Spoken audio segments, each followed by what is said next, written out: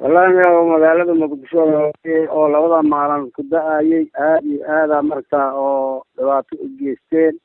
magaaladii iyo barnaamijkeed wixii deganaayay dhanba waxa way wax kala fiican mara magaaladii kulli waxa way dhibaato badan ka jirto dadkii oo markaa oo banaanka deganaayo markaa heeradan yar ahaayeen oo markaa oo awalba buush ku jireen kuwaas horta waxa way dhibaato weyn haysato sidii guryaashii biyo u galeen oo bacyi haasteen oo ka dhamaadeen hatta geedii quraacyaashii ku dumeen wali wax kale iska dhaafay ilaa quraac oo markaa oo sidii u taagan yahay oo roob fidiyaata waa jira hatta dad waa la geey karaa tuskala kaam hadda aragto afartiis koona oo dadkiisa oo markaa oo hal ka fakanaa la arkaa gudubkooda hataa biyo ku jira ilaa hadda arkaa haye maxaa kamid ah dhibaatooyinka dadka soo gaaray wallahi dhibaatooyinka dadka soo gaaray oo roobkan markaa kulay ilaahay qafuur raxiimka noo keenay waxa hadda markaa dhibaatooyinka keenay waa roobka oo markaa oo zaa'id noqday dadkii hadda oo ka kacday malaria ka kacday roobkii xoogiisa si u da'ayeen oo haddana darteed hadda kaneecadii bilaabatay dadkii mara kaneeco ma leh bac ma leh wax ay meesha ku hayaana iska dadkii waa iska dhamaasho magaalada gudaheeda waa aragteen dadkii hataa xamar ku jiray biyihii mootooyin qaadayaan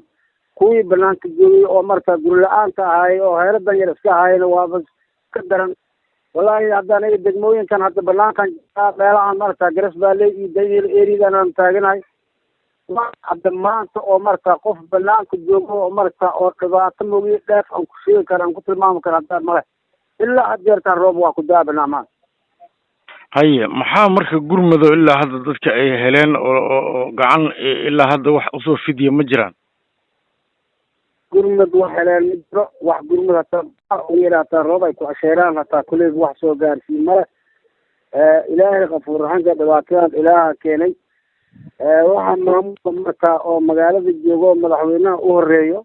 ra-iisul wasaaraha ku xigo ummadan ciidab mi magaalo waxaan waa isqabsatay dadkii Soomaaliya maanta ilaahu waxaan leeyahay mufakana la taagan yahay hadda ma aan eedsanaynaa inaa markaa ariga ilaahay ummadiisa inaa la soo gaaro gargaar bini'aadanimo baca ugu horeysa ayaa shilkeena mas'uulihii oo wal u dhisnaayeen waa bii galeen banaankana iska fadhiyaan dadkii bac male wax male isbuucan gudaha haddii roobka saan u socdo waxaa la maqlaa dadoo dhammaaday oo markaa oo meelaha kaaliya meydkaan aruurinay doonaa waa tahay meelaha qaar waxaa la sheegay dad inay ku dhinteen caruur ay ku jiraan iyo dad waayeel ah arrintaa idinka ma la kulanteen wallahi ina dad waa ku dhinteen 3 qofood oo markaa aniga hadda ma arkin laakiin waxaa la sheegay meeshaan garas baaley iyo dayneel intii u dhaxaysa sheegay in 3 qofood oo markaa sidii roobka habeenkii oo ku bilaabay waagu ugu baryay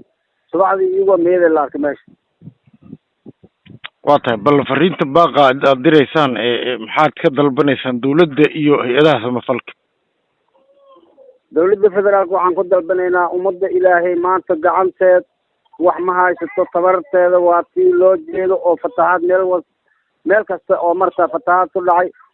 dawladda maanta waxaan ku codsanaynaa inaa lugaha ka istaagto ummadan maanta sidii lagu samata bixi lahay dawladda ilaahay qafuur raximka ilaaha gacantiisa dheer iyadaa gacantiisa dheer gargaar degdegaa la rabaa ummadan lala soo gaaro masaakiintan habeenii maalin roobku da-aayo meel ma haystaan wixii hadda fatahaadka soo carareeyo marka hadda xamar joogaana kasii daran oo hadda jidka soo jiro